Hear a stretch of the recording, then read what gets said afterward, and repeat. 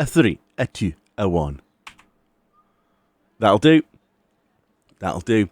Welcome everyone to another episode of Tea Time with me, Meoni, and this time I'm joined by my good friend James again, which some of you like and some of you really don't like, apparently. How are we doing, James? I'm good. Yeah, you've created your own fan base and fan base, angry fan base with your opinionated, ideas in previous tea times, but.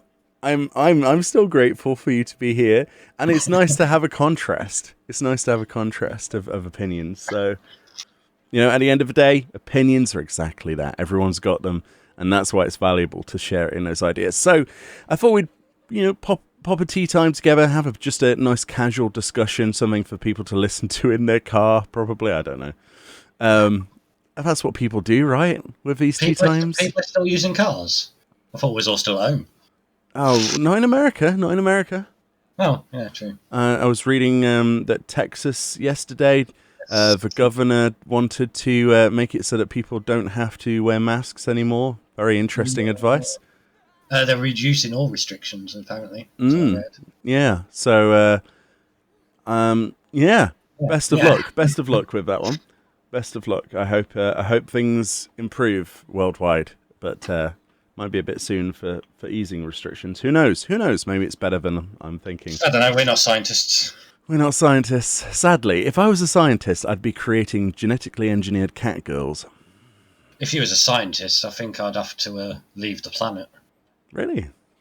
I remember you at science at school. Hey, I was okay. I was just blowing stuff up with potassium. Well, yeah, there's that. Dropping bits of potassium and magnesium and things and water and it was like the potassium in water thing that they told us to do, and it was like, oh, only grab one small thing. It's like, okay, the biggest bit in here. Just plops it into the water and it nearly shatters the glass. It's like, oh, I said a small amount. Well, you shouldn't have put big amounts in there as well, should you? Let's be honest. I'm probably the reason why kids don't have that sort of, fun at school anymore. They used to do like Bunsen burners and like proper experiment stuff. And apparently, according to my nephew now, they just don't do any of that. It's just all reading from books and watching videos. I was like, oof, that's like having a supply teacher. Jeez. Although, do you remember our supply teachers in school let us watch, what was it? Ferris Bueller's Day Out and The Matrix over and over and over again. That's all we watched in some of those lessons. Yeah, because I left my lesson to come to yours because we actually had to do work in our one.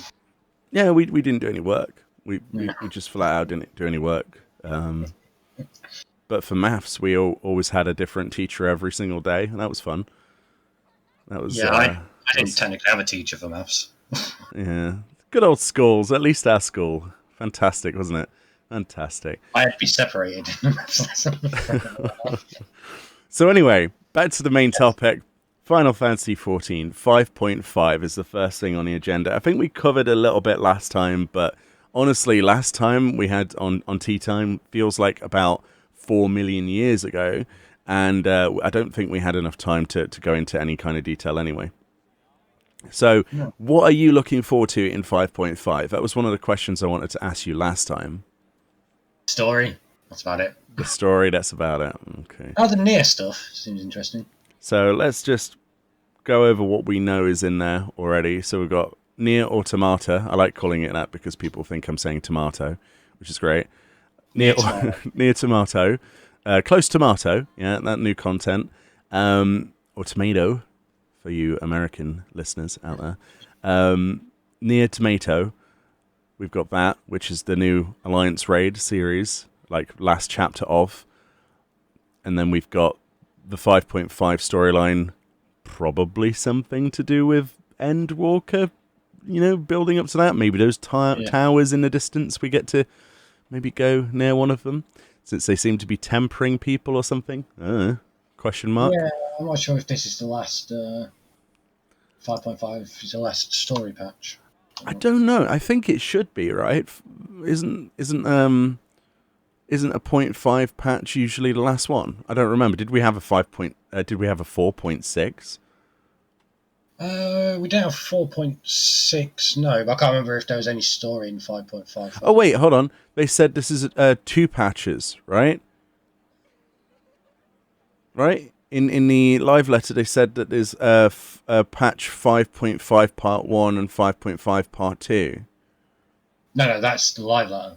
No, I'm pretty sure even in the live letter they were like, there's like a part 1 and a part 2 of the patch, right? I don't remember. I Okay, remember. citation needed. But if it is the last patch, which I think it probably will be, there's a lot to kind of cover. Well, kinda. I think that there's obviously story implications that I don't want to go into because somebody might not have caught up with that. But there's going to be a new dungeon, isn't there? New dungeon, new trial. New dungeon, new 8-player trial with an with an extreme mode of that. Well, that is the trial, isn't it?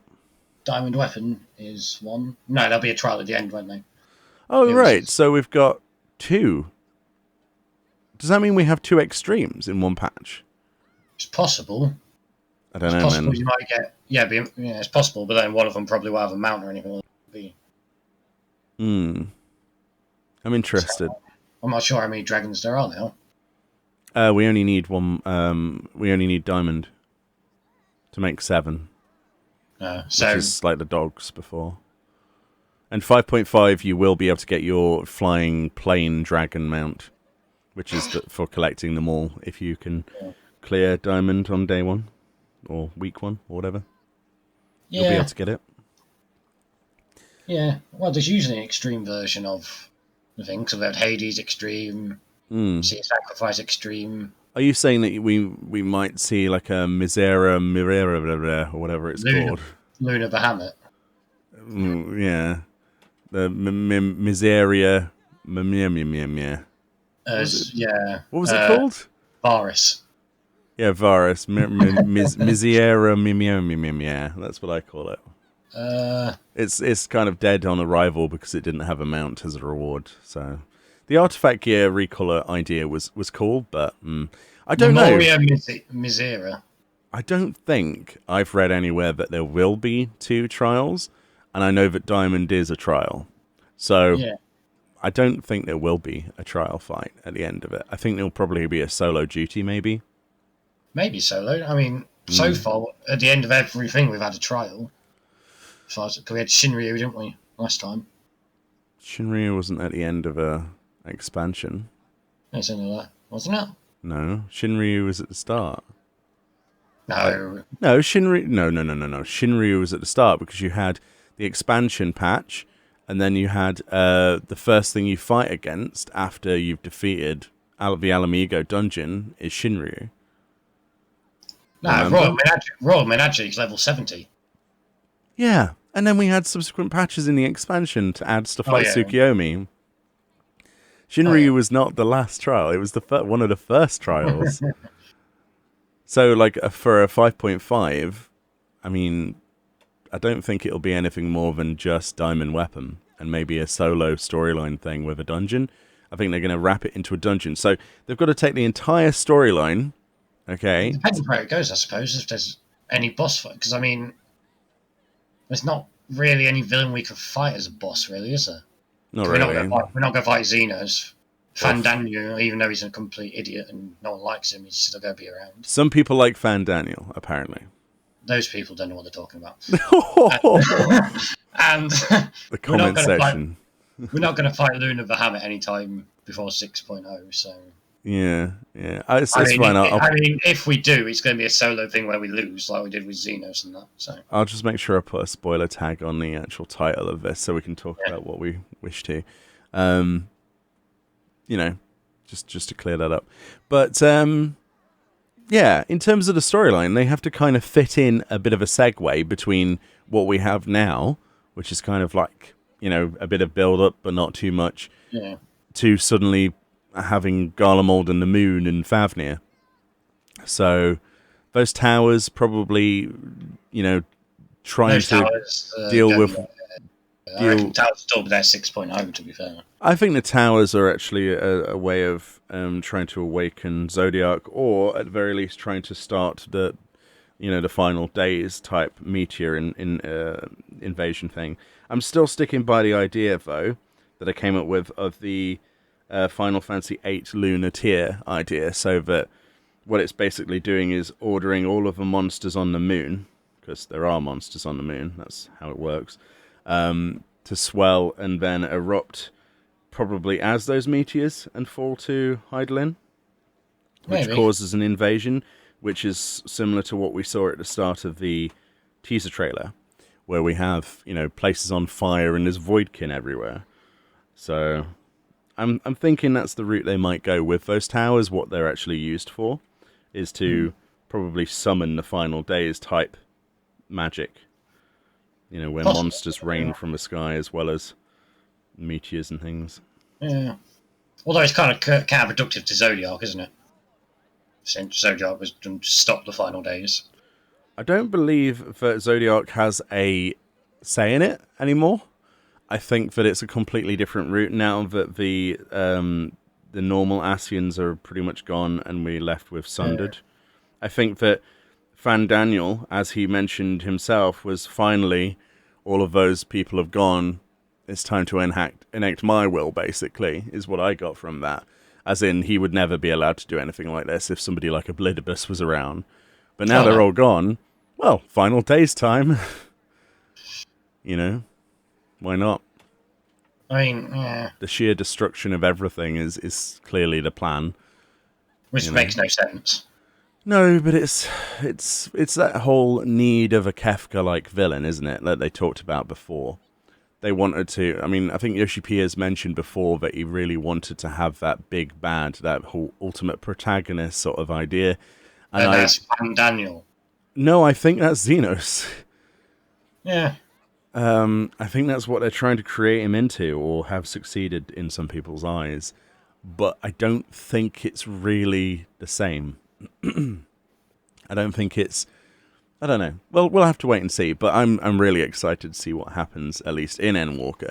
So 5.5 needs to have storyline that's going to get you excited for the expansion and introduce the idea and concept of you needing to leave to go to another place. So here's the thing. Are we thinking the world's going to be set on fire before 6.0? I think that the moon itself will probably change colour. I think I mean, if they're finishing the entire storyline in the 6.0 patch, that's a long way to go from fire, death, destruction to finished. I don't think we'll have that kind of monster invasion in the 5.x series. I think that'll be like...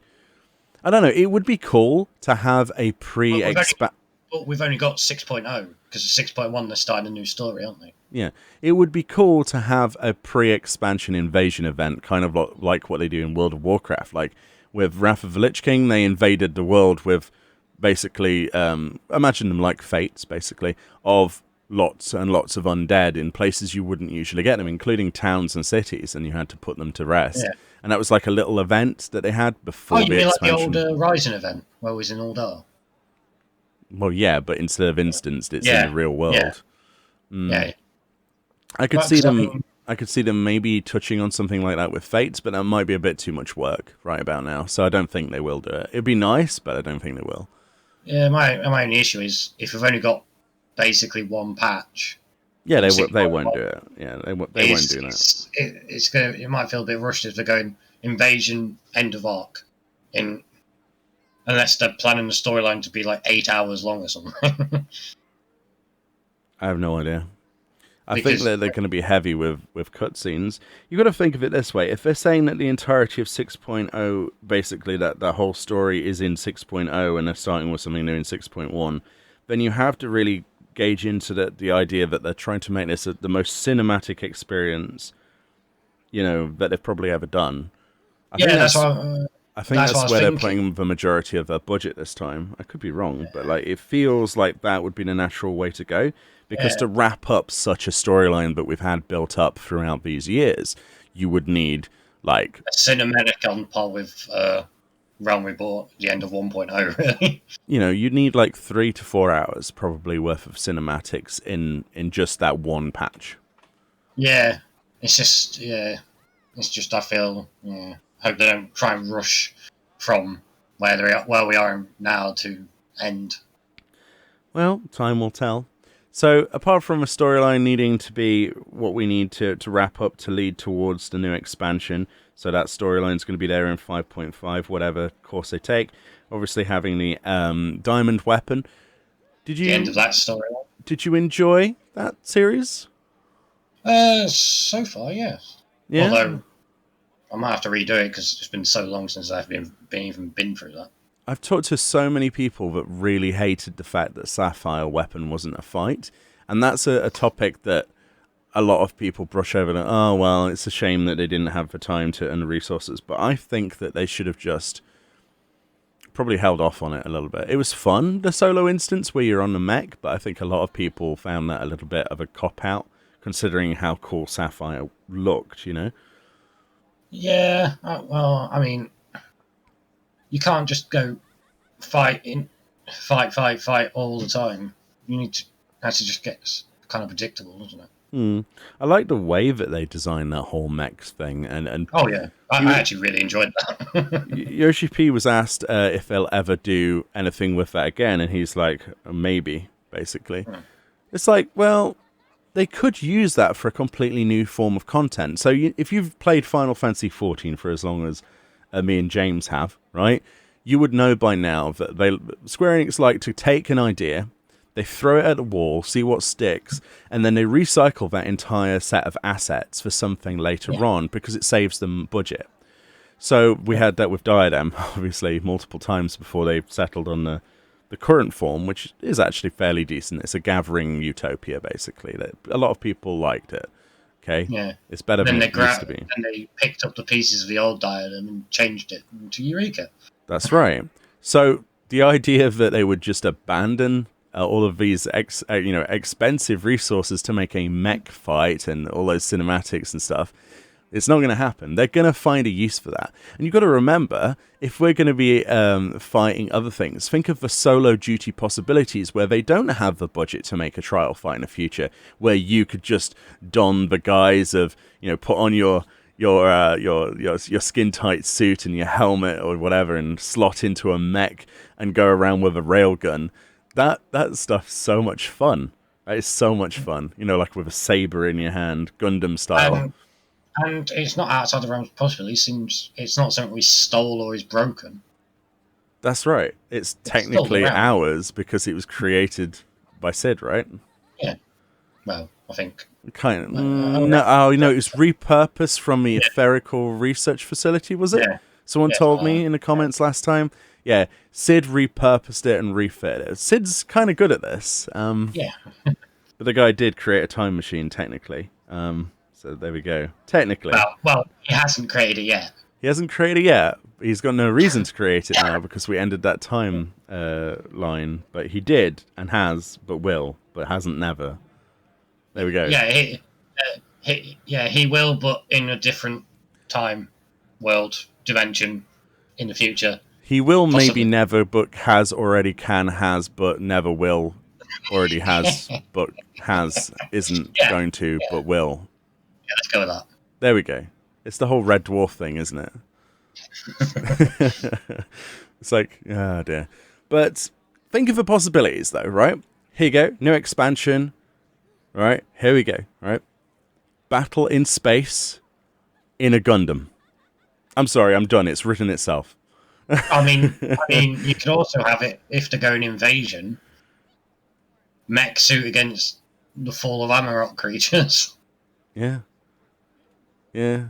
So there we are. I'm imagining like an invasion in space. Like, just hear me out. Like a Space Invaders type thing, where there's meteors and monsters flying towards Hydaelyn, right? So Earth, basically Hydaelyn, right? And there you are. You're our last line of defense. Come in, Warrior of Light. I'm too busy. You've just got a rail gun, and you're shooting down all of these things. So you could have like a tail gunner-esque sort of like section, as like a mini game, and then you could have a bit where you're slashing and shooting them, kind of like Zone of the Enders, or insert generic anime with mechs in it here, like Gundam, etc. I would love them to do that, and they've got the tech for it. I really hope they tie in that, especially considering they're going with Sage, which the whole real reason that Sage exists is because of the dearly departed actor from, the original person from Father of Light, right? A good friend of Yoshi P's who said that he wanted a Gundam type thing in the game, and so that's what we're getting, if that story is to be believed, as we looked at before. So, Gundam plus space, I mean, come on. It's not hard.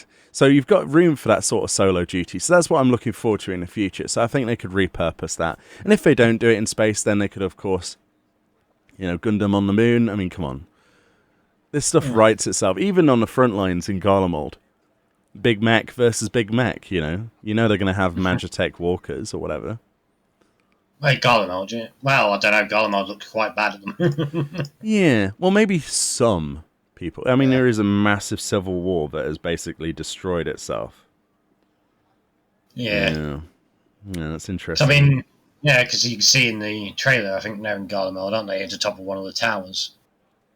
I remember when I first played this game, okay? And I saw that cutscene as you're in Praetorium or whatever, and I was like, wow, look at all this Magitech stuff. And the first time you actually see Garlemald as well, in one of the cutscenes, you're like, oh my god, this place looks amazing. I wonder what the outdoors looks like. I bet it's this metropolis of really, skyscrapers, and like skyscrapers always being struck by lightning because of the world map that they show that's always being struck by lightning, and surrounded by smog. It's an industrial hellhole basically in the mountains where there's snow and stuff. And now we finally get to see our first concept image of it, and it's just like desolation. It really is. It's like, it reminds me of Final Fantasy 15 though, because by the time you actually get to go to the Empire in that game, it's just ruins. Every single game seems to have this kind of like, well, it would be cool, but enjoy your ruins. It's like, no, I wanted to see what it was like before all of this infighting. Damn, I wanted to explore it. I'm going to guess half it is because of complaints about Amiga. They're going to basically go be a small city, isn't it? And they're going to be like, well, yeah, everything else is destroyed. So yeah, you're going to basically have the Alamegan quarter-sized tiny little bit of town that's left, and then the rest is going to be a pile of rubble, as if like all the plates in Midgar in Final Fantasy VII just fell, Well, hopefully that's going to be like an open world instance beforehand. Well, they said zone. Yeah. So, where? Yeah. I mean, so maybe like the peaks and Alameda Quarter, where you can like zone into like the sanctuary area, and then outside there's Magitech and all that stuff. See, I'm not sure if it's snow on the ground or ash. I think it's ash. And that's the immediate thing, is like, oh, it's snowy, but I actually think it's just fallout. I think that they've literally nuked themselves. I don't think they have nukes. You know what I mean? Like magic that is the equivalent of. Oh yeah, like Ultima. Well, yeah. I mean, Magitech and Cerulean, man, it's a bit crazy over there, really. Well, I mean, their detector pulled something from orbit, so that's true. Maybe they pulled a meteor down. Who knows? They're just fires and explosions and shooting each other, and it'd be cool to have. Okay, here we go. A echo-based instance where we play as just a generic soldier during the first few hours of a fight. Like, it'd just basically be Saving Private Ryan, but in a metropolis that's falling apart around you. Just a little bit. I want to see that kind of infighting wartime sort of situation. Maybe not at the beginning, sort of in the middle somewhere. Yeah, like there's a guy there, and you suddenly get the echo flashback of the tribulations of what it was like when it broke out. And yeah, it's sort of like, or you could have like proper like flashbacks, like at the start of the war, and are we thinking in the middle? Here you go. Here's a suggestion. Are we thinking that they deployed the Black Rose upon themselves? No, because Black Rose doesn't destroy buildings. No. I mean on people specifically. Nah. I don't know. I doubt it. If I had a super weapon and I was in a civil war, you you hear about it in like current world history, so it kind of defies the point to put a virus that kills everybody into a thing, doesn't it? Unless it was Xenos is doing. Yeah, possibly. Because he didn't want anybody, did he? To be fair, it kind of reminds me of what they did with Doctor Who, where they showed like glimpses of like before the Time War, and then like glimpses of like what happened in the middle and that. I don't watch Doctor Who. Yeah. It's the last time I watched Doctor Who was like the was it the 80s movies? Oh yeah. Ooh. No, but I mean, the way they did it was alright. Actually, you got to see like you just like a normal person. You just see the invasion of the Daleks and stuff like that. Like first person as well. Mm. God's sake. I'm using Washoy because you bored me with Doctor Who. Sorry. It looks like you're trying to spank me. Right. Okay, that's suddenly the age rating of this video just went up. Thanks, James. Thanks for that. You're welcome. Ah, lordy. But yeah, so back to 5.5. It's like, yeah. I like this. Yeah. It's like, what are we most excited for 5.5? And we go through what's in 5.5, and then we end up going, oh, this would be cool. Oh, this would be cool. Oh, this would be cool. But in essence, the Nier raid. Okay, so what are you predicting? Because you know nothing about the Nier games, right? No, fair to say. Where do you think that the final Alliance raid will be taking place? Just from an outside perspective, where would you naturally think they could go? No idea. I'm just completely confused with the storyline. It's enjoyable. I have no idea what the hell's going on. Yeah, the storyline is any of the Nier games or like Drakengard and stuff. It's a mind mess. Let's put it that way, in the politically correct way. Yeah, you got this woman who you help, and then it turns out she's evil. So you kick the crap out of this dude, and then suddenly, apparently, he's a good guy. Apparently, maybe, even though he tried to kill you. And then there's this other girl who's the same as the other girl, but dressed in a different colour. Okay. Now, apparently, maybe. So Nier is always about subterfuge and things being a different perspective from what you think they are, right? So you play through Nier Automata, as we said earlier, right? You play through Automata, your first playthrough of that game, without spoiling anything, obviously, right? For people who want to go play those games, right? Your first playthrough, it's like has a beginning, a middle, and an end, okay? Job's a good one. But then once you complete it, the credits roll, and then you play from the perspective of another character. And then you start to realize, oh, actually that was subterfuge. Actually, this isn't what's going on. Actually, this character isn't a bad guy. Oh dear. So what they tried to do, what Yoko Taro tried to do, is give you the impression that 2P right was working alongside you or whatever, and all this stuff. It's basically not what you think. It's like the opposite. Yeah. The bad guys were actually the good guys, and then the good guys are the bad guys. You know what I mean? Yeah, and then you just feel sorry for the dwarves who got absolutely wrecked. I don't feel sorry for the dwarves. Oh yeah, good point. I don't like the dwarves. They're not my cup of tea. They're not my cup of tea. Honestly. They got wrecked. I'm sorry, but the whole Tomra storyline drilled through my head in Shadowbringers. I couldn't read all of it. It was painful. Well, to be fair, it's like after Puppet's Bunker, and then you go and do the quest afterwards. It's like not a lot. It's basically you running around. I enjoyed those little stories, actually. You basically try to get a dude whose wife is like critically injured to forgive a dude who's responsible, and you're like, well, dude. I think it's because of. And then that other dwarf lady, his sister, who I actually didn't know was his sister. I know for a fact that Yoko Taro said that he wanted the Nier raid when they originally agreed to be a part of this. It was in one of the interviews, citation needed, where he basically mentioned how he didn't want it to just be 3 Alliance raids and nothing in between. He wanted there to be some story connecting it in between.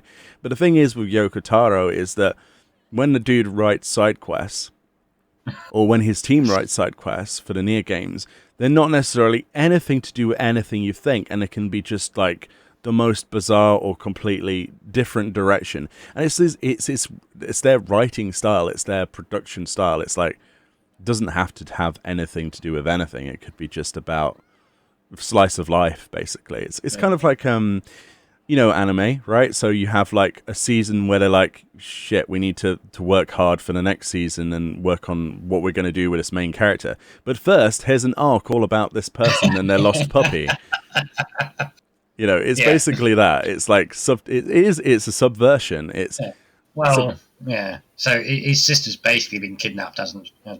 At this point, I think, and now we're gonna go rescue her. This is a spoiler episode, right? Yeah. You already said you spoiler tagging it. Okay. Well, those things we've seen before in Nier. Adam and Eve came out of one of them. Basically cloning. Yeah. Yeah. It's because there was a scene in Tomato where basically this huge amount of robots stuck themselves together and created a big cocoon like that, and then basically Adam came out of that. Yeah. So, yes, it's something else is going to form from that. It makes you wonder if it's actually going to have a happy ending. I don't think it is. With Yoko Taro's previous work, happy endings are laughed upon. The sort of endings that he creates are ones that make you guess what would happen next in the next scene, or there'll be some hidden stuff. Usually there's like hidden things and you have to piece an ending together from different pieces, and then you have to speculate what could happen next in terms of something. But in terms of 14, that's not something we're used to. Yeah. So it's kind of like, what?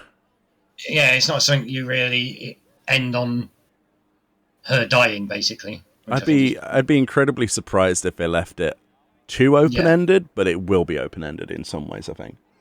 So okay, so where I think that we would go, so in Tomato, Nier Automata, we have the final parts of the game, so the final few playthroughs with the final selection of characters, are this big tower appears, this big shapeless sort of white tower, okay? And inside there, it's basically, how we went through Mount Gulg, and Vol 3 was creating things as we were going, so they looked basic and they were all glowy white blocks.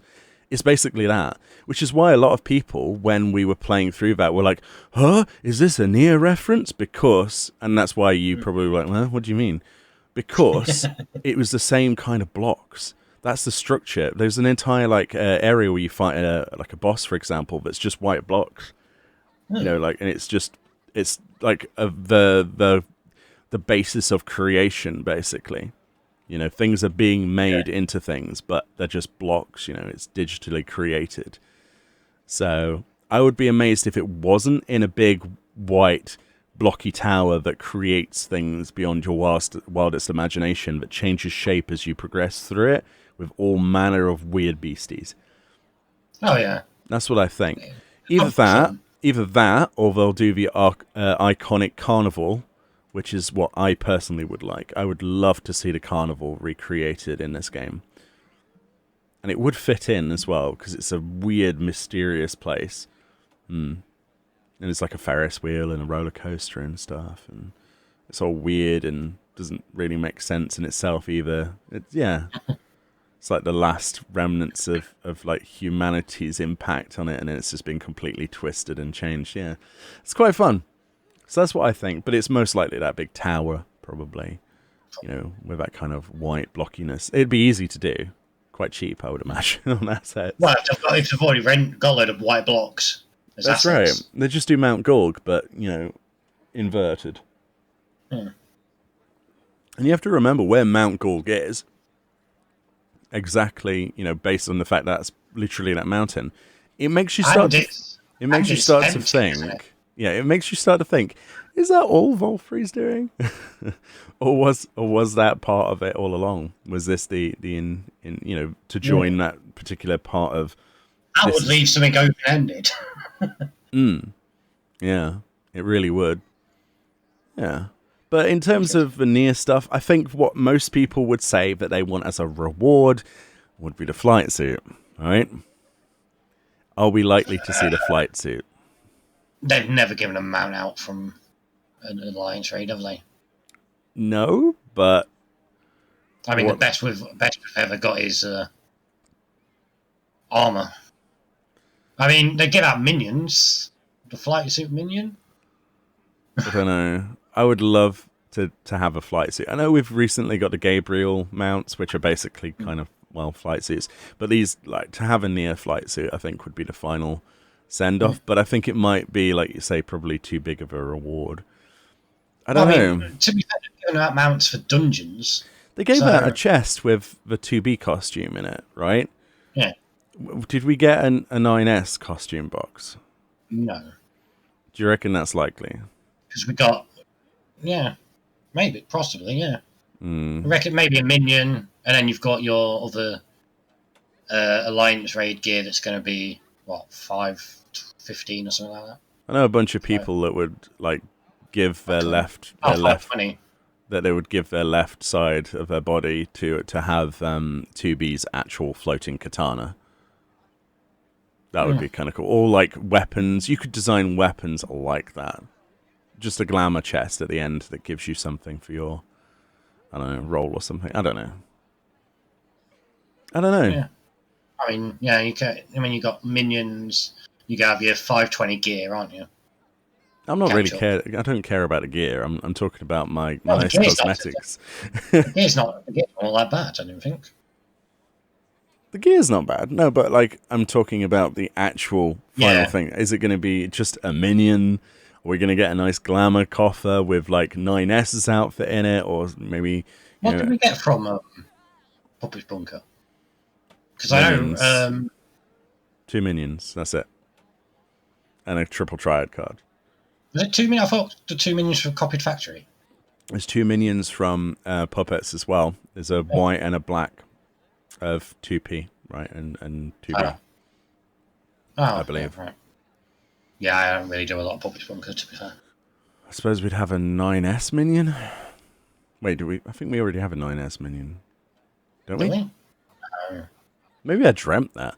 Well, maybe a 9S minion then, and then. Like 9S's outfit, because we got 9S's outfit and a glamour coffer, and that would probably be it, right? I mean, to be fair, they've put a minion in like the Alamigo dungeon, so a mount even, so it's not unheard of. I would love to have the flight suit. I know we'd see a million people with it, but come on.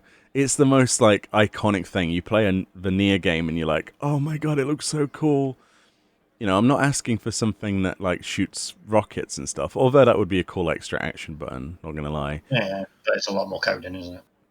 Just, you know, the models in the game, strap it to the back of your character instead of 2P, we're good. And imagine the transformation between land and flying. You just do a backflip and it's like... Whoosh.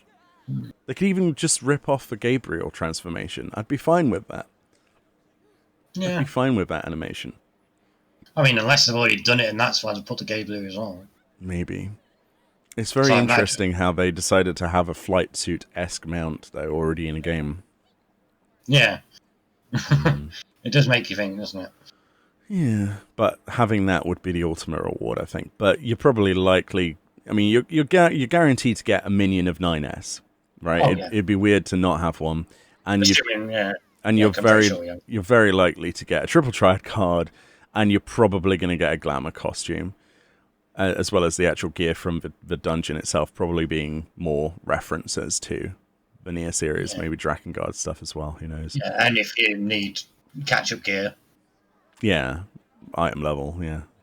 520. Yeah, nobody cares about item level. We're all about glamour, James, at the end of the day. This stuff's going to last you like a couple of months, and then we'll be an Endwalker, my friend. Well, yeah, but we'll be running it. I'll be running it to upgrade the 520 Tombstone gear. That's true. Oh, that's the thing. Gear upgrades. Tombstone augmentation from Alliance Trade. That's probably coming in 5.5. Yes, that's something to look forward to, I guess, if you care about that. Well, getting 530 for Endwalker isn't going to... Yeah, it'd be cool. But, like, because we haven't done this latest tier, I've just given up all interest in bothering to gear my character now. Don't know. I mean, I'm going to go 530 just simply because it's just going to make leveling easier. Yeah, I'll probably end up just buying whatever, or getting stuff from a new chest that they have, where you open a chest and it gives you a piece of gear.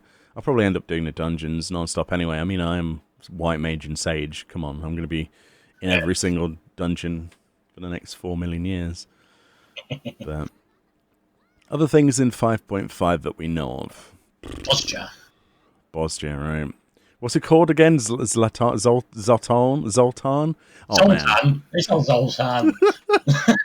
Zanzibar land, right? Hang on. That's in Metal Gear Solid. It's like, to Zanzibar land. Have they updated the special site for 5.5? I don't think they've got a 5.5 special site. It's like something like Zoltiban or something. Zoltibutt. It's a big ship, probably.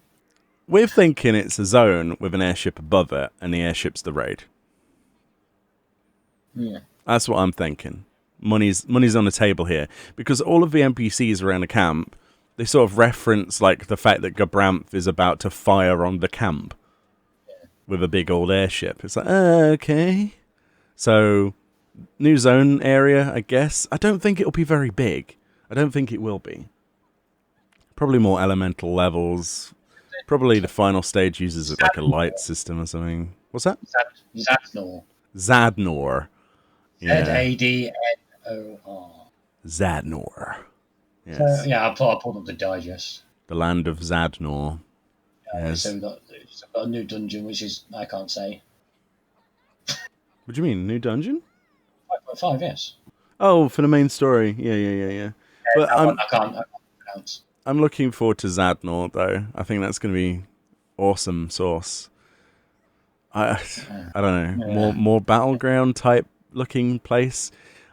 I don't know. I'm just hoping that we have a confrontation with Gabranth, and hopefully Fran appears in the storyline again, because she's supposed to be in this storyline. We're doing this for her, if you remember, at the end of the Ivalice stuff.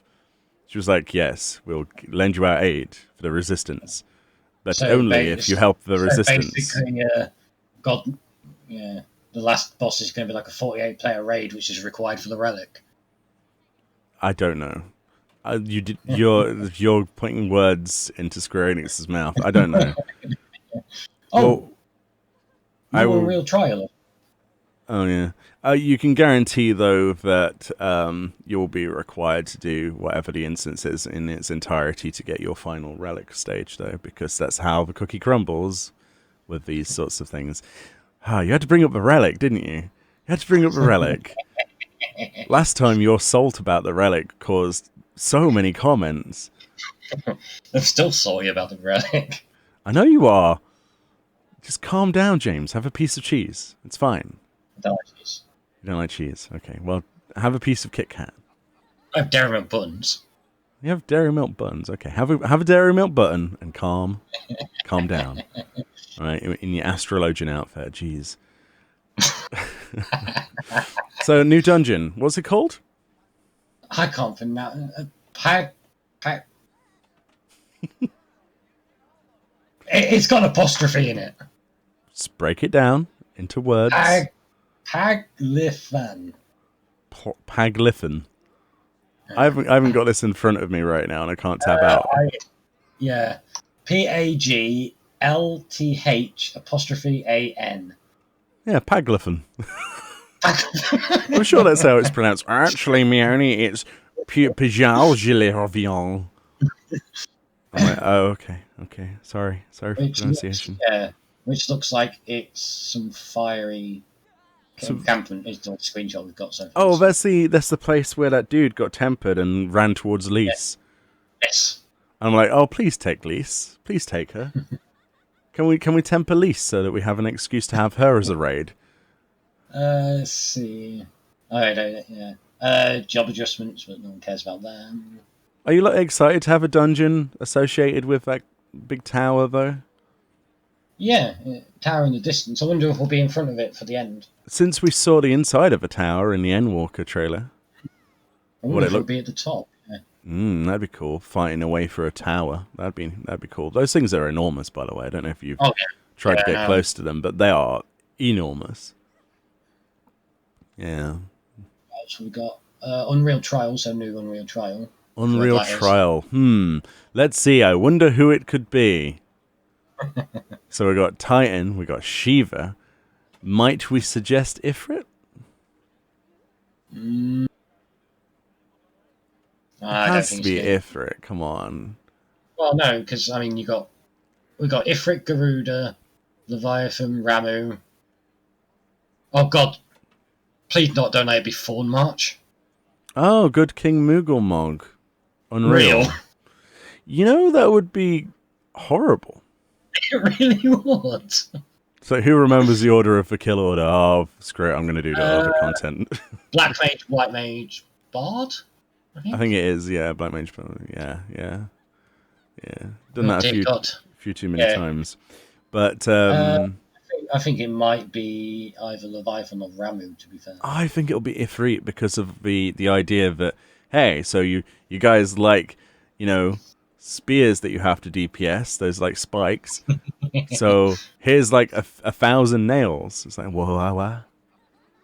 Then again, yeah. I mean, Leviathan. I don't Wasn't know. particularly. I think that anything's easier than Titan. Well, I think we're pretty much. It's going to be one of the level 50 ones, isn't it? Yeah, definitely. So we've got a choice of 6. My money's on Ifrit, calling it now. I think Ramu, because flashbacks to it. We'll have to see who's right then or if we're both wrong in the next live letter. That'll be interesting. So what else is in 5.5 then? Craft and gather updates. Next. Ishgard restoration celebrations. Oh yeah, that whole celebration thing where they have like fates, don't they? And like, But there is a reward for it. okay, I'm interested. Says with restoration completed, the firm will periodically hold celebrations that will reward participation. They're going over this in more detail in the next letter live, which is going to be in like a month, less than a month. If it's not a minion, an emote, glamour, or a mount, I ain't interested. If it's fireworks, then I'll be like, well, they said they're going over in more detail, so I imagine it's got to be something. So, but I mean, the next live letter's got to be not long away, since 5.5 is coming out and we've still got an entire live letter for it. Aren't they doing that at the Digital Fan Fest? No, because when's 5.5 coming out? April 13th, I think. Is it 13th? I think it was 13th. Yeah. Oh, so patch 5.5, part 1 is released April 13th and part 2 is end of May. See, told you they made 5.5 into 2 patches. Yeah. I wasn't wrong. Points to Meoni. Points to Meoni. Yes. New delivery, custom delivery client. Hold a minute. Hold on. I'll just pause. I just had a brilliant idea that would corroborate our idea of a pre-expansion launch event. If it's in parts, then you could have the first part introducing the invasion of monsters and you dealing with them, and then the second part could be after we've dealt with them, and then the actual lead up to the expansion. Oh, that could work. Yeah. Ooh, all they have to do is spawn a few Voidkin outside of places. Oh, come on. Please, make it memorable, Square. You can do it. You can do it. I mean, they have the phasing technology for it. Mm-hmm. So... Well, it's as simple as turning it on with a hotfix and turning it off, isn't it? No, but I mean, they've literally got the phasing technology in the game to just have you at a certain point have... That's what this game is needing, right? Time-limited rewards for events, in terms of, like, one-off events. Like, this is the beginning of the end of the world. Here you go. Here's a unique glamour set for being Eorzea's last defender, and it's, like, a cool-looking outfit. You know, just like a cape and maybe something to go with that Scion hat that we last got that kind of looked like an Ascian mask. Oh, yeah. You know, like a big cape, maybe, with the last defenders and stuff. And only those people who could be bothered to actually log in during that particular patch cycle got it. I want that. Because we had that in WoW, and it was the most rewarding thing ever. And then people in the future go, oh my god, I wish I could be bothered to have logged in back then. It's like, yeah, but you missed out on an amazing invasion event and stuff like that. Probably unpopular opinion, and I'm probably going to get a lot of comments saying, I for one think that limited events are a terrible idea. And that's fine. That's your opinion. But I think that it would really add something as a reward for us, you know, doing that content. Yeah, I mean, let's be honest, people have been saying that about the Final Fantasy 15 car, aren't they? That should be coming back. That should be coming back. Probably summer, but, because there's nothing to do in the summer. Yeah, but then again, are they really going to start time limiting stuff where they keep bringing stuff back? No, because it's impossible to bring back the lightning event. Because they've already put stuff on the Mog Station. Oh, yeah. So, yeah, that's what I mean. That's what I mean. It's not going to be limited. It's going to go on the Mog Station eventually. Unless they bring back the lightning event with no rewards. That would be kind of crap, wouldn't it? Yeah. Let's see. What else? We've got triple triad updates. Oh, triple triad updates, please. We had like half an hour of him talking about how to play triple triad. Please, next, before I burn. Explorer mode update. Level 70 dungeon. Yes! Is that in 5.5? One of the either part 1 or part 2. No way! Oh, that's exciting for me because I like to film stuff in Explorer mode. Level sync and item level sync can be disabled. Instruments can be used in Explorer mode. So Explorer mode, for people who still don't know, when you actually queue for a thing, I'll just show it quickly in game, since, well, I'm in game, right? You press U, you go to your thingy, and you click Explorer mode. Currently, when you do that, you can only do Shadowbringer stuff, but they're making it so we can do Stormblood stuff. Or at least 7E stuff, which I guess is Alamigo, Kagane, Castle, Temple of the Fist, Drowned City of Scala, Hell's Lid, Fractal, Continuum Hard, Swallow's Compass, The Burn, St. Monsignori's Arboretum Hard, and Gimlet Dark. I can't wait for that. I can't wait. And you can summon minions in there, and you can use limit breaks in there, and multiple people. You can take 3 other people in there with you, and then you can all press limit break at the same time, so you have a level 3 limit break from like a healer, a caster, a ranged DPS, and a melee, and it looks amazing in cutscenes. Oh, yeah. In G-Pose, rather. Yeah, I mean, like in Gimlet Dark and that, you can do some really cool stuff. Yeah.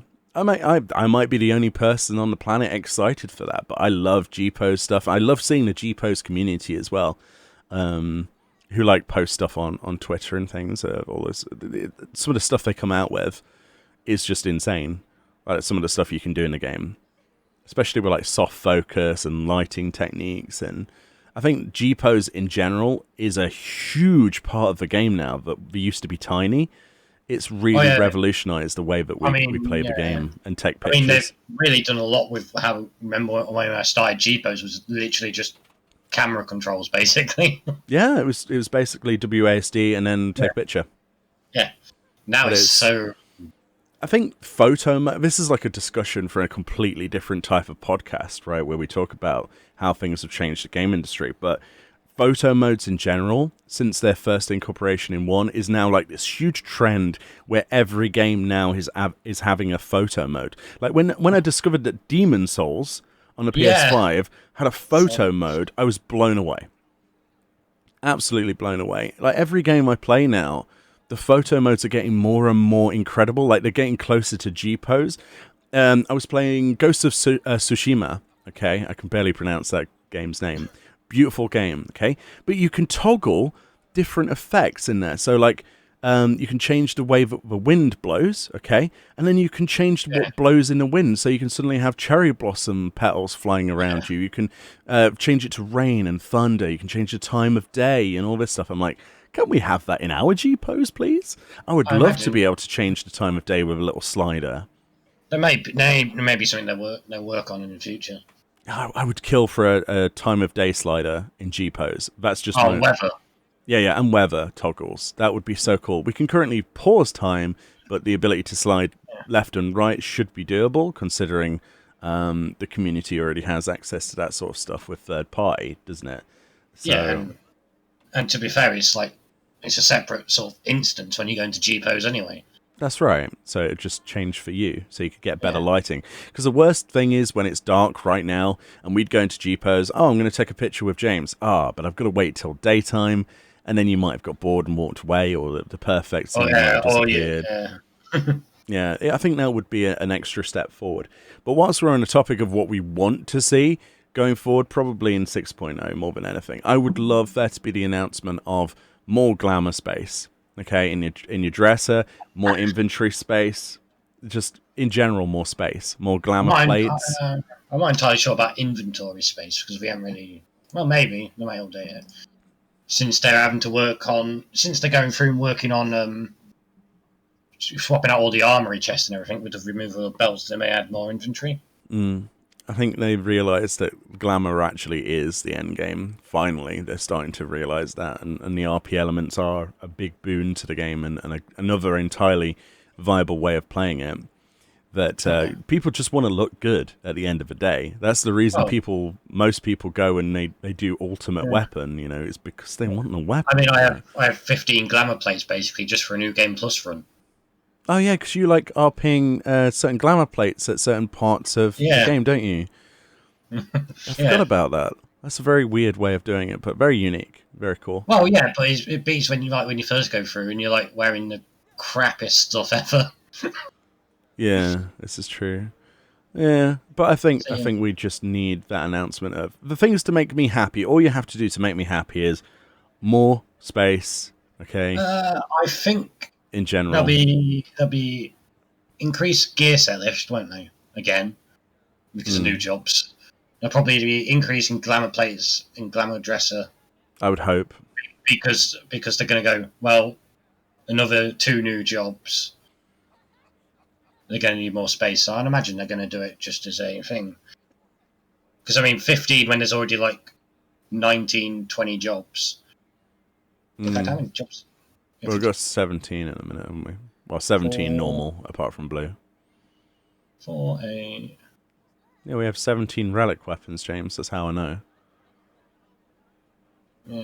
Yeah, well, Blue Mage doesn't count, so... Yeah, Blue Mage doesn't count because it doesn't have a relic weapon, therefore it doesn't exist. So basically we could have 19 jobs and 15 glamour plates, which doesn't make sense, so... It makes sense to have 19 glamour plates, really. I think it would, yeah. A glamour plate per job would be ideal. Although, then, basically, the crafters would be like... but, yeah. Crafting glamour is easy. You just make yourself look like an NPC... Or like put on the really cool new outfits that they gave you in the Ishgard restoration. With like their miner helmet. Oh man, that's so cool. Like I think it's called the Worker's Outfit. Is it Worker's Outfit? Yeah. That stuff's really nice. Yeah, I suppose you don't upgrade your gear that much for crafters, so I suppose you just use glamour prisms, wouldn't you? Oh, that statement's a little bit incorrect if you're leveling up. Jesus, the amount of equipment you get through. Yeah, but do you really need a glamour plate to level up? Some people might want to look fancy whilst they're leveling up their carpenter. That's the whole reason the Lucis tools exist, right? So we can have glamour for that, you know? I don't know. If we're going to have, like, more gear in general, I need more retainers. Well, I don't think they're going to add more retainers. Okay, here's a solution, okay? More stuff that you can put into the armoire. That's all I'm saying. Yeah, to be fair, I've never got the thing of the armoire anyway. It's like, what? Just make it so that more things are flagged that they can go in the armoire, and I think we'll be fine. Just make it so I can put all of the Mog Station items I ever bought into the armoire. Well, that's originally what I thought that was going to be for, but apparently not. Because 90% of my glamour storage is Mog Station items. I'm not trying to brag or anything, because I have to buy them for videos anyway. But, you know, why can't they go in there? Like, you know, they're not gear with stats on them. I don't know. It's weird. Apart from all that, then, 5.5. How long, right, realistically, just asking you from a personal perspective, okay, right? How long do you think 5.5 content will keep you busy? A week. A week, okay. Yeah. That's fair. Well, to be fair, it's going to be... well, I think I actually go back to work the day before the patch, so... Oh, really? Oh, that sucks. Because that's when our lockdown's ending. Yeah. Aside from Zoltan or whatever it is, that I keep forgetting the name of, that new instance. Which we're going to have to go rank up just to be able to do Relic. So apart from the Save the Queen stuff, okay, I think that the majority of the other content will probably last me about a week, yeah. But the Relic stuff obviously takes longer to do. Is there enough, do you think, say for instance if 5.5, even though it's in 2 parts, okay, will there be enough to keep people entertained, logged in and subscribed to the game until fall? Well, we've got a 5.55, haven't we? Mm-hmm. And probably a 5.56. Maybe. So that's going to be probably end of July, August time. Depending on what's on that. But, I mean, it's not going to keep you over the summer, I don't think. Let's see, main scenario, what? I mean, just to preface as well, people viewing this, we're talking about people who have done, up to date with everything. The game is full of wonderful things outside of the patches to keep you busy. We're not saying that. We're just saying like in the patch. If all you did was the patch content. Yeah, we got main scenario is a couple of hours, 3 hours at most if you take your time. I would love that to be a 3-hour cutscene. I'd get some popcorn. I'd sit down. I'd be doing voices until my voice broke. Yeah, that'd be so cool. I mean, Diamond Weapon's going to be about an hour or so to do the normal mode, but then you've got the extreme, so... that'll keep me busy. Yorha's an hour or two. And then there's repeat runs of that for Glam, and if there is a Glamour chest or whatever at the end. And then Unreal. So basically you're going to have, maybe Diamond Weapon Extreme for the mount every now and again. Yorha... the near rage, if you want to upgrade your gear to 530. Yeah. Unreal, to keep going back for the new mount, which is going to be another reskin of a horse. Oh, yeah.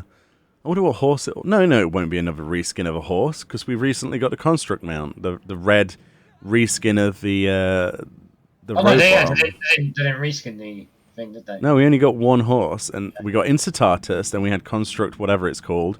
So the next mount from the Unreal, whoa, I'm sure I'll be purchasing it with Gil instead of actually doing the content anyway. Wait, what do you mean you'll be purchasing? We have a man for that. We have a man for that. I'm so sorry if you're watching this video. I know you will be as well.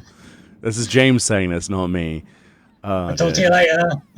Oof, that's an oof right there. Yeah, but I don't know, what mount could it be? It won't be related to the instance in the slightest. It'll be something random. Because the robot wasn't. Oh, maybe they'll actually reskin one of the PvP mounts and give me it, from content that's PvE. Yeah. Oh, maybe they'll reskin that chair you want. Aulus' chair. Oh, hell. Yeah. If they brought Aulus' chair and just made it like a nice purple velvet with gold trim. Yeah. I'd be all over that. I'm looking forward to, I know we're talking about 5.5, but 6.0 stuff. I am very eager to find out what the small scale PvP is, because the idea that the feast is being retired for a time. I know it said for a time. I'm smiling right now. Although you've got there's a thing, basically it's a rollless thing, isn't it? So yes. Could this be what I've been looking for? So basically, it's chuck everything. They're basically making new jobs, basically, right? Or they said that every class is going to have a heal. It's going to be able to heal itself. I don't know, dude. Unless they're going to take the Black Mage PvP actions and whack a heal on it. Maybe. Okay, here's the thing. But then you've also got the problem of what you're going to do with healers then. All right, listen. Right. Here's the way that you do that. Okay? You take away every normal ability from everybody, okay? And you just give them Logos actions and Lost actions. Done. But then you might as well just not have a class. So basically no jobs. No, because some of them... okay, I don't know. Or because obviously, if they're trying to make it a thing, different degrees, you've basically got to rip healer out completely. Maybe we're looking at this the wrong way. Okay, PvP doesn't necessarily mean killing another player.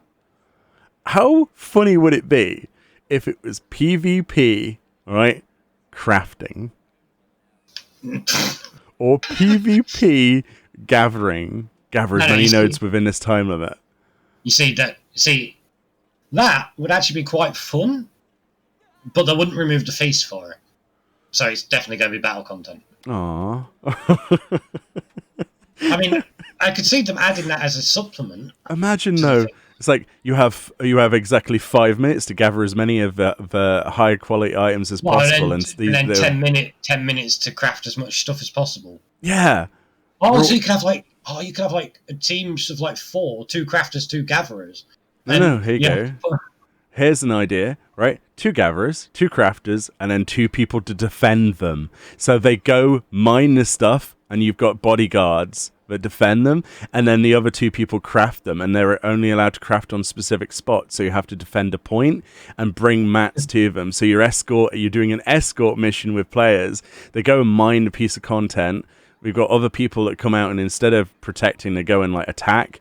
And then like you defend your players, and then they go and craft stuff, and then it's whoever turns in the most of like the high quality gold at the end of a match. So are you thinking like maybe 8 person?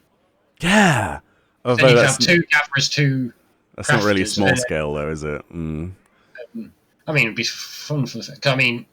I mean, 2 battle classes kind of between if you have to protect, unless of course you take out crafters are always safe stuck in a sanctuary mode. I think we've accidentally invented a really fun game mode that we'll never see, and it depresses me slightly.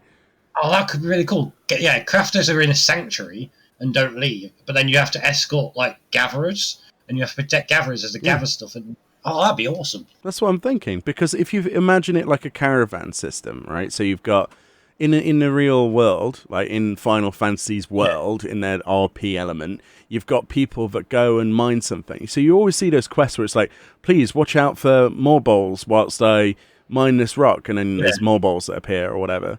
But like, imagine that, but you've got players who are like, you can steal people's resources when they've gathered them by killing them, and then they drop the rocks. Oh, you mean like the coins from Feast? Yeah. But like, this is a way that you could incorporate multi-role stuff where you could involve gatherers and crafters in a queued system. Oh yeah. You know, looking for group 1 botanist. That's hilarious. Yeah, I mean, in reality, I think they're just gonna get rid of healers and tanks from basically PvP and just make everyone like DPS. So you have your melee, ranged, and magical DPS. Yeah. And that's just basically going to be it. So it's going to be all scale, and then everyone's got to heal. Oh yeah, if we're talking about actual small scale. If we're talking about the actual small scale, then yeah, I think it's going to be just homogenization and like a free for all. It's basically just going to be you can either be magical, physical, ranged, or melee. Everyone will have damage reduction abilities. Everyone will have heals. It's so weird of a term, though. It's so broad of a term. Small-scale PvP. Well, technically, table tennis is small-scale PvP. So it's beer pong. Just saying, like, table tennis would be an amazing... Oh, blitzball. Oh, maybe I shouldn't have mentioned that. Oh, God, it's going to be Lord of the Million, isn't it? Oh, my God. Imagine small-scale PvP. Blitzball. Or maybe that's the new gold saucer content that they're talking about. Maybe, you know, it was like we're doing a massive thing for the gold saucer. I'm like, okay, I can't wait to see that. But mix the 2 together, so it's like gold saucer PvP. So it's like, I don't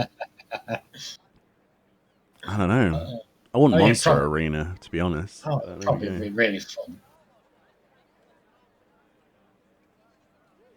Or snowboarding, that I've wanted for a long time. Ah, dear.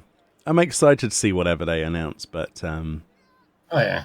I mean, yeah, we don't have a date yet for part 2 of the live letter, do we? No, and we obviously don't have much of a date on anything else either, but...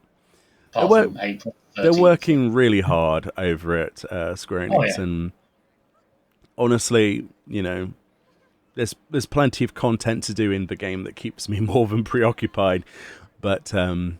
yeah, if you're the sort of person that only logs in to do the patch content, I don't know, you might be thinking that it's a little bit lackluster, a little bit empty, but we'll have to wait and see, honestly. So are we thinking they might actually do part 5.5 for part 2 of 5.5 at the FanFest then? Maybe. No, they can't because they've got job adjustments coming in 5.5, and they said they're going to in the next live letter. There'll be potency changes. They're not going to make any major changes until 6.0. I know, but I mean, it says further do part 2, so they can't really do that a month after 5.5 comes out, can they? I don't know. Maybe. I mean, I won't put it past them, but... The scheduling is a little bit messed up at the moment as it is, so honestly, it's quite exciting to me because you never know what you're going to get around the corner. Yeah. Well, I can't wait for FanFest. One thing I wish that was in 5.5, though, is more ocean fishing. You're obsessed with ocean fishing. I love ocean fishing, dude. It's literally fishing on the boat. Okay, look, here we go, right? Most wanted 6.0 feature beyond glamour plates and stuff, right? Not solo No. Lunar ocean fishing. How do you fish in the space? How do you fish in the air in the sea of clouds? Because there's fish. Because they're flying fish. Yeah, space fish. Space fish. Space fish.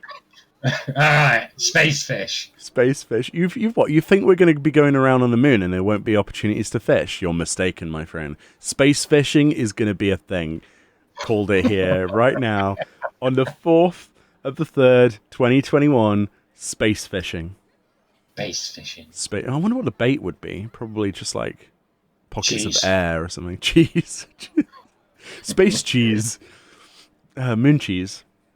The moon is made of cheese, so... Digital FanFest. Digital FanFest.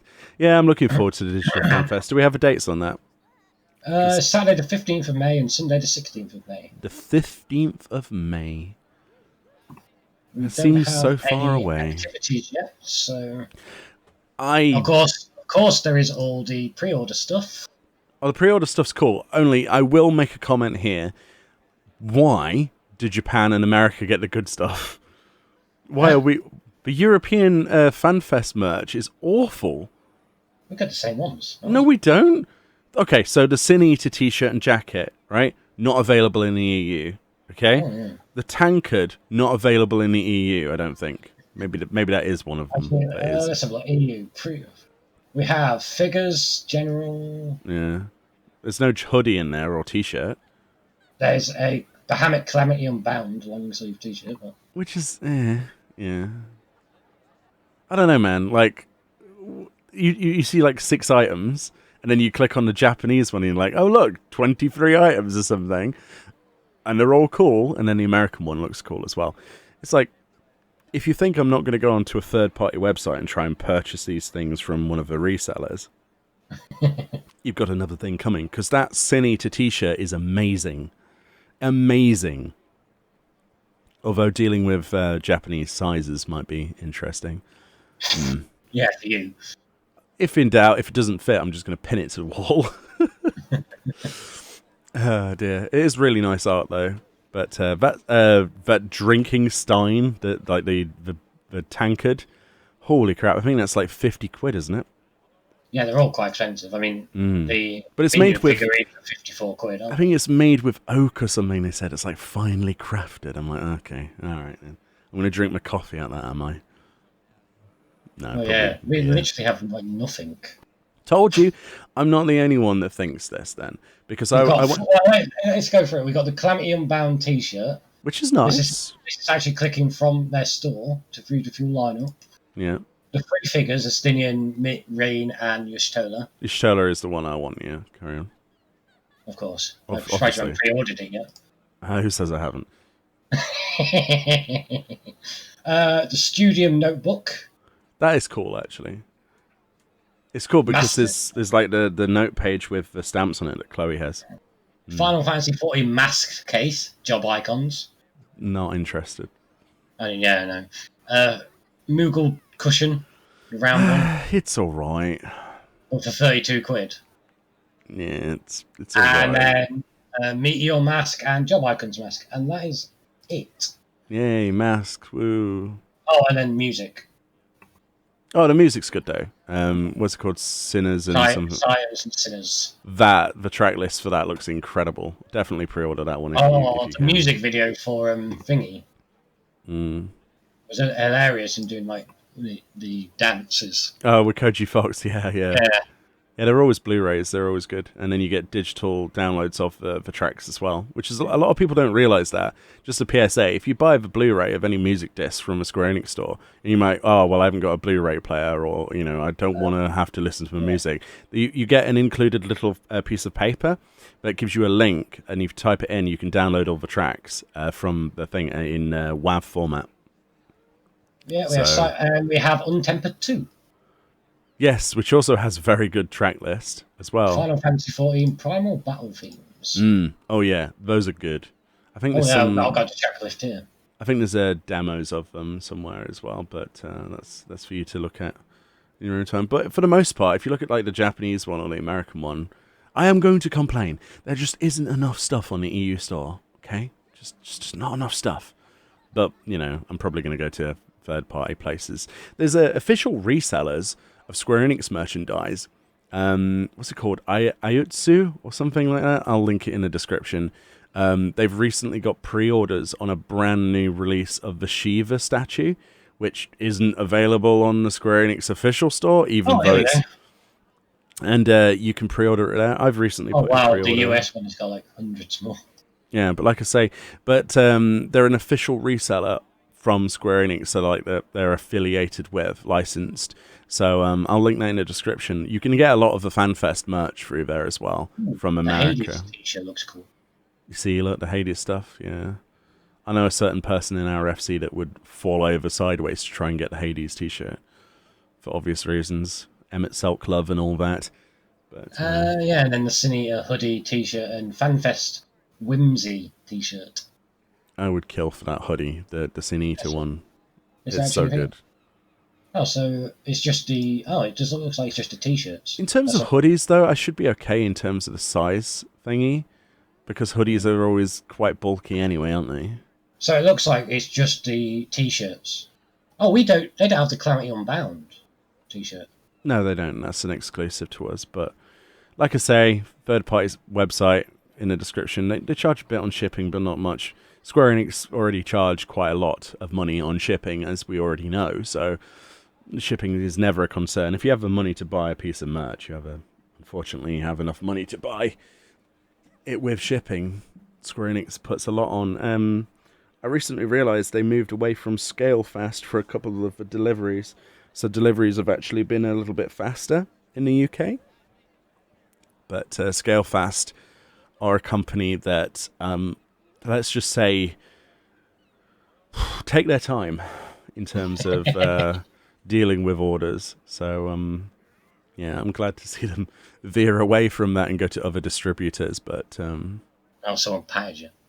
Yeah, people do pat me. We've seen a lot of people do dotes and stuff. But yeah, 5.5's looking interesting. I'm looking forward to the story personally. The content itself is going to speak for itself.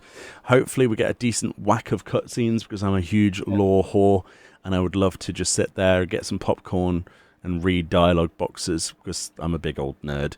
But hopefully the combat stuff as well is fun. You just do New Game Plus. I'd much rather sit in an in-room and watch the cutscenes, to be honest. You don't get all the cutscenes. I know you don't, which is one of the flaws of the system that should be done. I tell you what I have done, though, recently. I know we're kind of going on a different sidetrack here, and we should probably be wrapping up, but I went around and I realized that I'd got all my classes to 80, right, all my combat classes, and I hadn't finished all of the storylines. So I went through in one day and did all of them that basically weren't White Mage, every single one of them. And I have to say, right, the Black Mage one is awful. Oh, I like the Black Mage one. Just saying, I'm not a fan. A couple of them were quite good. The Warrior one was laughable. I feel sorry for Warriors. I really do. That was really... Why is the Warrior storyline always so bad? I can't be the only person out there that thinks that Curious Gorge and the rest of them are just annoying. And like hitting rocks with an axe is not fun. Seriously, when I had to, one of the things you have to do in a level 80 quest for the warrior is you go to somewhere in Limsa, one of the Lenosha places. I think it was like Eastern Lenosha or whatever, right? And you hit mossy rocks, 3 of them. And then the final part is you hit the guy, right, with a heavy swing. Oh, wait, this is level 80 stuff? This is a level 80 quest. Oh, no, I got you beat. Did you do the level 80 Black Mage one? You literally stood in all door. I didn't go anywhere. Yeah, I did. That's why I said it was awful. I mean, the job quest up to that point is all right.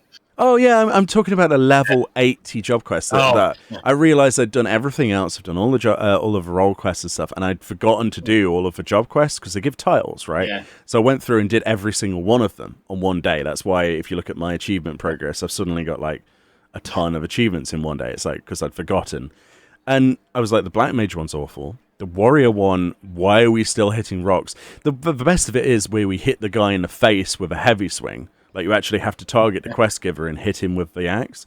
That was the best bit. But the story itself, I'm not going to spoil for you, is not very good. Not very good at all. The White Mage one was, obviously. Don't The know. Gunbreaker one was just boring. Yeah, that one was boring. The Machinist one was a bit boring too. Don't know. It just feels like, I mean, with the information that we're going down the role quest idea again for the entirety of Endwalker, Well, I didn't mind the role quest as a thing. I kind of felt that it diluted it a little bit too much, personally. It's probably just my very unpopular opinion, but I miss my Yeah, old but job quests. I'm going to imagine they don't have time to do 20 different storylines. That's true. All I can say is warriors everywhere will be thankful that role quests exist. Because their main job quests, oof, they need Although how they're going to do this is going to be interesting because role quest worked because we was in the first. That's right. But now we're back on the source. Mm. We're all separate, and all the level 80 stuff is not co-aligned into one area for like all the magic or anything. It's like Black Mage is just stood in Uldar doing nothing for some reason. You know for a fact how this is going to work. Favnir will be the new base, like an Eulmore, basically, or one of those places. They said there's 2 cities. Surely they're going to have to do What? some sort of job quest before the role quest to tie it all together, right? Oh. No, I don't think so. Maybe you just go there and the NPCs are there because of an invasion. Okay, so here we go. Invasion threatens, okay? All of those particular people for that role, you get word, basically, from an NPC. Oh, your trainer is joined with every other trainer of that particular thing and is in Favnir. And you go there and is like, I don't know, if you're a warrior, there's like Curious Gorge, and then there's the other melee people next to him, the samurai guy and the ninja, and they're like, hey, we're working together. And then you start your quest. Samurai and ninja. Okay, maybe not. Okay, Warrior Dark Knight. Sorry, my brain just had a fart. Warrior Dark Knight and Paladin, because Gunbreaker doesn't count. Oof. All I'm saying is we need to bring back the pride of warriors. I want Stormblood damage levels back of warrior. I want that power of Pentacleave. Well, to be fair, we'll be doing about the same amount of damage as we did in Realm Reborn. So yeah, it's true. Actually, the squish. Yeah, but no offense to your Gunbreakers, but oh god, I prefer the others so much more. Damn. I don't mind Gunbreaker. To be fair, I only leveled it because it started at level 16. I'm lazy. I honestly think though you go to Fafnir or the other city, whatever it is, and then there'll be the role quest there, and it'll just start. Or it's going to be something stupid like you do a role quest and then go back and talk to your trainer again. No, I don't think that'll happen. I think there will be the whole you go there, everyone's there because they're trying to prevent the world from ending alongside you. And then you'll need to complete the role quest to actually complete the MSQ like you did in Shadowbringers. I think that's how they'll tie it in and force you to do the quest again this time. Possibly, yeah. It's just going to make no sense from like you go from because there's like no ending to the job quest at level 80. Like the Black Mage one, I don't remember even having like an ending. It's just you talk to a dude. Yeah. You have to remember the reason that they did the whole you need to have completed all your role quest for your role to complete the storyline. The reason they did that is because people's complaints originally that there were people inside instances at the end without certain spells and abilities. That was a main reason, because you could, up until a certain point, be without doing any single job quest at all. Certain people that we had in the FC before that waited until they were like level 70 before they did any job quests. Like Stormblood. Right, exactly. And they're doing like endgame trials for Stormblood, and you're like, why haven't you got this spell? And they're like, I haven't done the role quest yet. It's like, the job quest yet. It's like, but then again, we didn't actually have any new spells associated with job role quests. No. What I'm saying is that it was a way of forcing, because you needed to have completed the previous job quest to do the role quest. If you remember correctly. Did you? I'm pretty sure that it was a prerequisite is to be No, up to date. you can't, because then what? What if No, you it's don't? true. What if you do the job quest on Black Mage, but then you switch to Summoner? It's the same quest. Yeah, and like they can't tie, because like I'm level Red Mage, so like it can't be tied into. I could have sworn that you needed to have the progression completed on the one that you do it as. Like, you could do the role quest on your summoner if you've done the summoner quest up until that point, but if you change to Black Mage, then you're not going to be able to pick up the quest. You'd have to continue it as summoner, because that's the role that you'd got up to date. Maybe I'm wrong, but it seems weird. But the main reason, let's be honest, that they put in the requirement for you to have completed your role quest was to prevent people from missing out on those job quests, because I'm pretty sure to do the role quest, the job quests were required up to date from Stormblood. I'd love to go and try this now, but I'm pretty sure that was a requirement. Because I've boosted other characters. And I mean,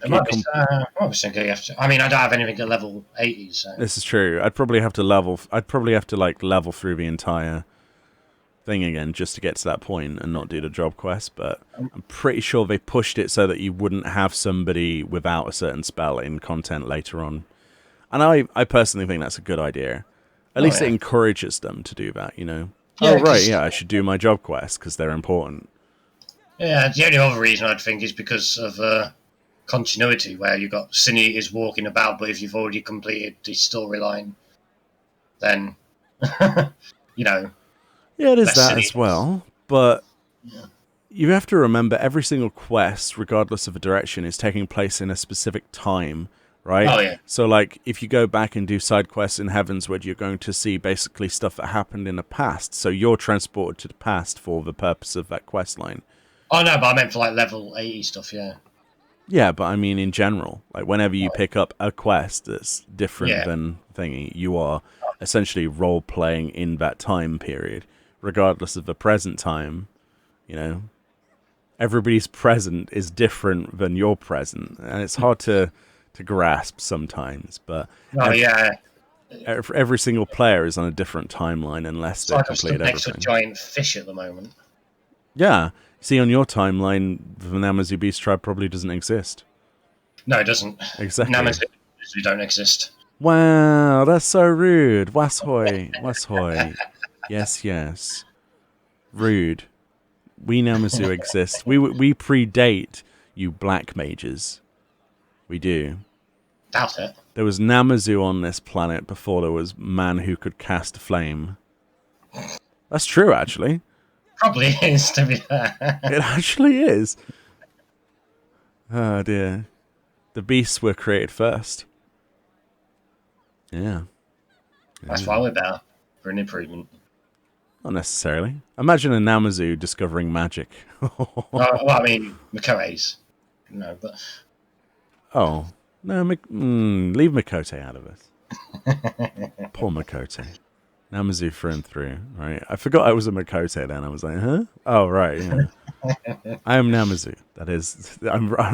I fit the role perfectly, okay? You know, for a cat, you're surprised they don't eat a lot of fish. I do in real life. I know you do in real life. but the fact is you like Namazu so much in game, you would have thought Makote would just eaten them. No, fish, you know, I don't know, the enemy of your enemy is your friend, right? Have you done it? You haven't done any of the Beast Tribe quests, because Namazu are pretty good at fishing. I haven't done... I did the Realm Reborn ones. Mm. And I did the Kojin with you when it first came out, didn't I? Oh, yeah, I remember that. And I haven't done any of the others. Final thing then, just because it's in my head and I need to ask you. Okay. Endwalker.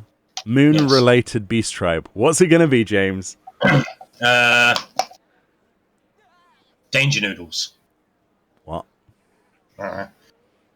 So just a bunch of Alteroites? Just... Yes. Talking Alteroites. Is that where Alteroita came from? The moon? Yeah. Yes. Okay, that's. I mean, Yes. I've heard worse suggestions actually. So you spend a minute on Reddit and you're instantly. Or Asians as a beast tribe. What the? That would Sundered really open Asians up. as a beast tribe. Yeah, just like you've got Emmett Salk, the sundered version over here. Is like, I need you to go and pick flowers. Yes. And he's growing his fringe out, and he's like, I need flowers, man. Yeah. Emo Salk. That's what we'll call him. That's his actual naming game. And then you got Elizabeth who's like, I don't know where my mummy is. No, Elidibus was like, well, we could go this way, or we could go. He seems like the most indecisive person ever. Oh, no, He's he's all about literally, balance. the child version of Elizabeth. Oh, He's basically a kid, isn't he? spoilers, yeah. It's going to be like, I don't know where my mummy is. Can you go find her? She's dead, mate. Oh, dear. Oh, I'm trying not to laugh at the same time and cough. Oh, unbelievable. Well, there we go. Sundered Asian Beast Tribe. What? Yes. And on that note, I think we should wrap up. But thank you for listening to our wild ramblings and prediction. And in a time where there's not really much news happening, this is why this sort of video is pretty useful, because we get to just speculate and talk complete nonsense. And hopefully you have enjoyed that. If you've got your own points or you want to argue with James in the comment section, again, feel free. I'll make sure that he actually replies to these comments. Try and keep it civil, but he does like it when people are like, that James person, he's got really bad opinions. He's the worst. You know what the first argument's going to be? You need to get a new mic. That's true. That's true. Or he needs to be hit louder. I can't get him any louder. He physically can't go louder. He'll deafen me. Yeah, unless I actually go to his house. That's true. And that's not going to happen with lockdown. But there we go. So are we calling this is this Tea Time Tangent Edition? It's one of them, yeah. Isn't that normal, tea time? Yeah, pretty much, yeah. Yeah, that's pretty much our conversations. If there's any big news or we hear anything interesting, you'll be sure that we'll be back with another tea time. Yeah. But much love. Thank you so much for watching, listening, whatever you're doing. Enjoy Final Fantasy XIV. Make sure you don't burn yourself out on those resistance weapons. Don't do what I'm doing, where I'm trying to do all of them. It's not advisable. And we'll see you all next time. We're going to do a bow. We're going to do a bow? You want to do a bow? All right. Yeah. 3, 2, 1. Oh. No, it's perfect on my screen. Hey. All right. Thank you so much, guys. Much love. And we'll see you all next time. Bye-bye. Sundered Asians? As a beast tribe. Sometimes you really make me wonder. You really, really do, dude.